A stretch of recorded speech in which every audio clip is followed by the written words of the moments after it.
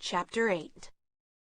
The next day I forgot my lunch and Boko brought it to me. She knocked on the door and then stepped in, looking frightened.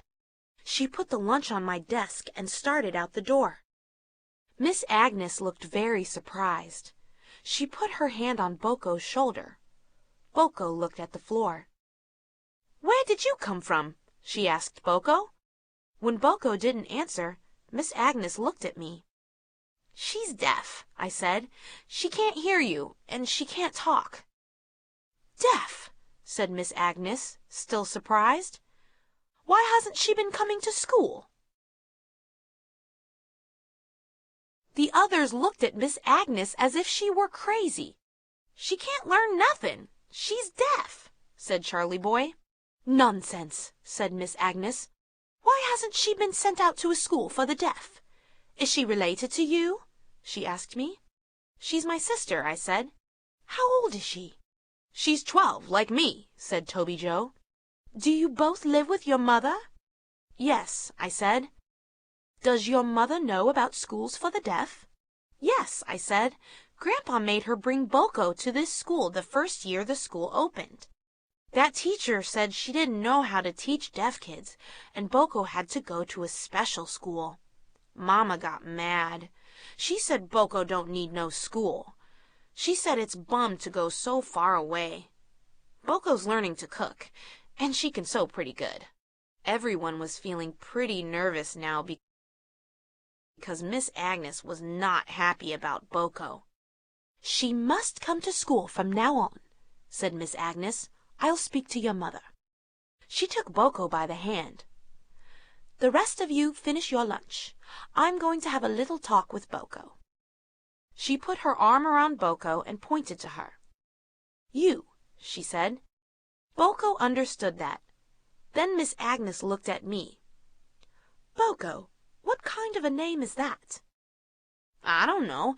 That's just what Grandma started to call her when she was little. Some kind of Indian name, I think." "Well, does she have another name?" "I don't think so," I said. "How do you spell it?" "I don't know. I never saw anyone spell it." "Well, I never," said Miss Agnes. We never saw her surprised yet, but Boko sure did it. She started to write Boko's name on a piece of paper.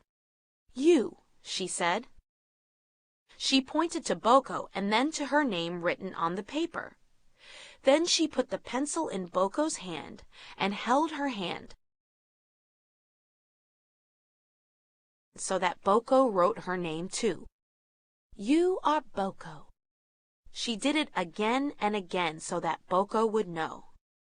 And then she took a piece of that tape and wrote Boko's name on the empty desk. Boko pinched her lips together and looked at all of us. We looked at each other.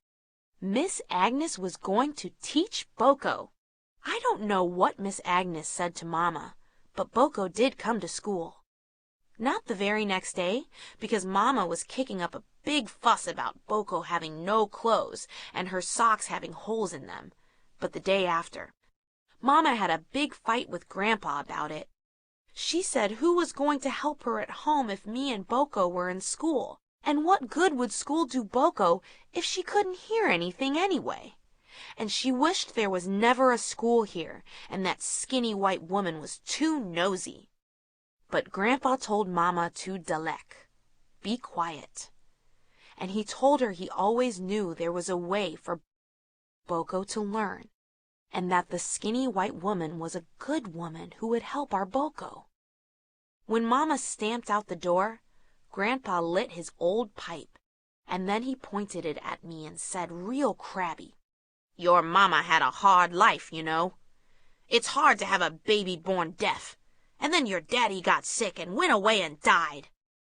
A hard-luck person like that could get kind of mean. You got to think about that." Like I was the one who yelled at her, and not him. When Sam White flew in with the mail that afternoon, Miss Agnes had a long talk with him at the store. And the next time Sam came in with the mail, there were special books for Boko. Sign language. A way Boko could learn to talk with her hands. This sign language is really something. Miss Agnes said when people have been doing it a long time, their hands just fly. I'd like to see that. And that's not all deaf people can learn to do. Miss Agnes said there's a way deaf people can learn to look at your mouth when you're talking and know what you're saying that way. She said they would teach that to Boko in a special school for the deaf if she went. We all got tickled with that idea and started talking to each other without making a sound. Only we made our mouths really stick out when we did it. It was so funny. Charlie Boy fell off his chair laughing. Then Roger started saying bad words in Indian with his mouth, and everyone started giggling. Then Miss Agnes told us about a way that blind people can read. We were pretty interested in that because of old blind Simon. He's been blind for a long time because he got whipped across the eyes with a willow branch when he was out trapping. That's what he told us. I bet he would like to know about this blind reading. We all practiced making bumps on our paper by pushing a pin through and then trying to see if we could tell how many bumps there were when we had our eyes closed. That was really hard. Roger had scars all over his hands and fingers from that time he burned himself putting gas in the stove to start a fire. So Roger said he couldn't feel a single bump with his fingers. Miss Agnes said he'd better take very good care of his eyes then. Roger looked pretty serious about that. Here we used to think some things were so bad you just had to give in to them, like being deaf or blind. But now we were finding out that there's always something they've thought of to help people like that. It was hard to do, this sign language and blind reading, but it's better to kick some instead of just sinking. While we were doing our morning work, the writing and the arithmetic, Miss Agnes would work with Boko.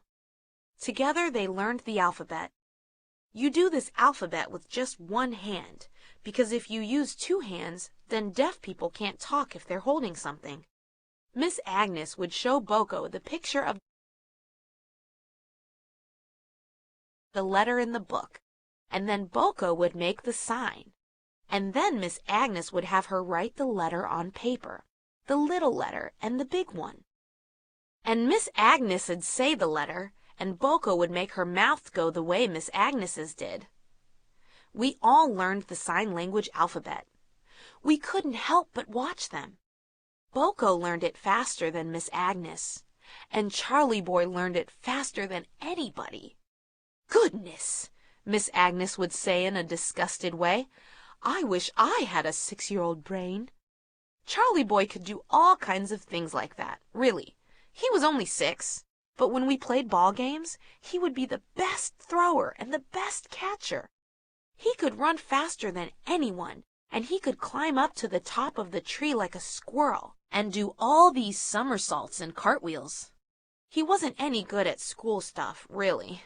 He wasn't really good at anything you sat still for, but he was the best at sign language. Miss Agnes watched him and said, I think sign language is as much an athletic skill as a language. She meant if you're good at stuff like Charlie Boy, you'd do the sign language easier. Soon Boko could ask all of us to tell her our name, and we would do it in sign language, and then we'd ask her her name, and she'd sign it for us. Boko was so happy, knowing everyone's real name. Boko had made up names for all of us in the village, but only I knew what they meant. Like Old Man Anderson, he had such a big belly that Boko would curve her hand above her stomach for his name. And for Mama, she'd pretend to make a bow of the apron strings Mama always tied around her front, and I knew who that meant. And then Miss Agnes said it was too long to spell out everyone's name in signs, so we just used initials. I was Fred, so she told Boko to make the little F sign over her heart to show I was her sister. After Mama wasn't acting so crabby about Boko coming to school, Boko went home one day and tapped Mama on the arm to make her pay attention. Then she made the sign for Mama, her thumb under her chin. That means Mama, I said. Then Boko smiled that smile she got from our daddy, and she made the sign for pretty. That means you are pretty, Mama, I said. Mama's face went so stiff for a minute that I felt nervous, and then she ducked her head away and went on with her sewing. You girls act foolish, she said in a sort of funny voice, not looking at us. The next day, Mama wrapped up a loaf of her good bread in a towel and told us to take it to school for Miss Agnes. We were so surprised, we just stared at her for a minute. Mama frowned at us mean as she could. That teacher don't look like she eats nothing, she said. Like it was our fault Miss Agnes was so skinny. That's how we knew Mama wasn't mad at Miss Agnes anymore.